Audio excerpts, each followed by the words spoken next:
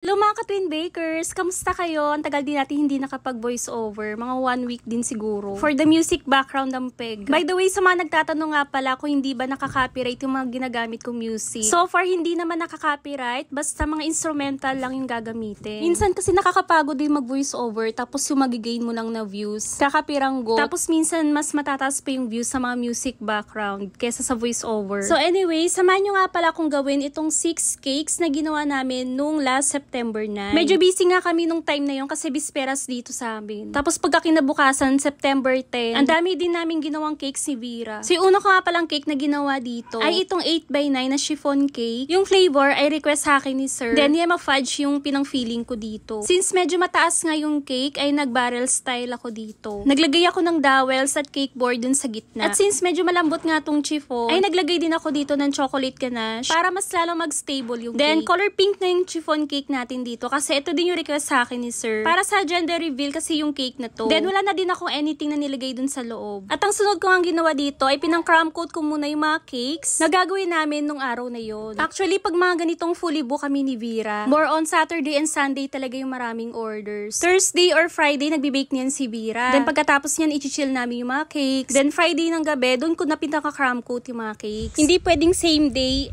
dun ka din magbe-bake. Hindi pwede kasi sobrang masya-short ka na sa oras, lalo na kung mga customized cake yung gagawin mo. So sa dito nga, naubusan ako ng chocolate ganache, kaya gagawa ko ulit. Actually, water ganache pala yung tawag dito. So yung ginagawa ko, nagcha-chop ako ng 2 kilo ng chocolate. Then hahaluan ko siya ng 2 and 1/2 cup na hot water. Galing pa nga sa thermos yung pinangkuha kong tubig dito. Minsan pa nga iniinit ko pa to sa stove para sobrang init na init talaga. Para hindi ko na kailangan pa mag-microwave. Then hayaan ko muna siya mga ilang minutes, saka ko siya imimix. Then after nyan, imimix ko naman siya sa stand mixer para mas mag-shiny and smooth yung texture ng ganache. Medyo matagal pa nga to siya mag-set. Runny nga yung texture niya. Dati nga nilalagay ko pa sa chiller yung bagong gawa na ganache para magamit ko kagad. Kaso nag-iiba naman yung texture niya. Kaya yung ginagawa ko na ngayon, kahit runny o bagong gawa yung ganache ko, ay nilalagay ko na dun sa cake, basta chilled yung cake at dun na siya magsiset. So sa dito naman na part, pinang-frostingan ko na nga yung mga cakes. Basta pa nag-icing ako, inuuna ko talaga yung mga color white or yung mga light yung colors. Then ito nga yung una kong tinapos kasi early pick up to. Bali may isa pa tong kasamang cake. So sa design naman ng cake, ginaya lang namin ni Vera yung pinasa ni customer. Pero yung topper sa cake ay si customer niya yung maglalagay. At yung theme nga ng cake ni ma'am ay safari. Medyo maliit nga lang yung cake na to, mga 7x4 lang ata. Then ang next na pinostingan ko dito ay itong 8x5 na Sophia, the first ang theme. Order to sa akin ni Ma'am Jengs na aming suki. Ilang beses na siya nag-order dito sa amin. Thank you so much po Ma'am Jengs. Ombre shade nga yung color dito sa cake. Sobrang simple nga lang yung design ng cake na to. Yung size nga pala ng cake dito ay 8x5. Then moist chocolate yung flavor na pinili ni Ma'am. Medyo nahirapan pa nga akong hanapin yung exact picture doon sa pinasang cake ni Ma'am kasi wala doon sa Google. Kaya iba na lang yung niligay ko dito. So meron nga lang siyang crown doon sa top. Then sa last detail ng cake, naglagay lang ako ng mga edible sprinkles at yung dedication. So sa dito na cake, 1,500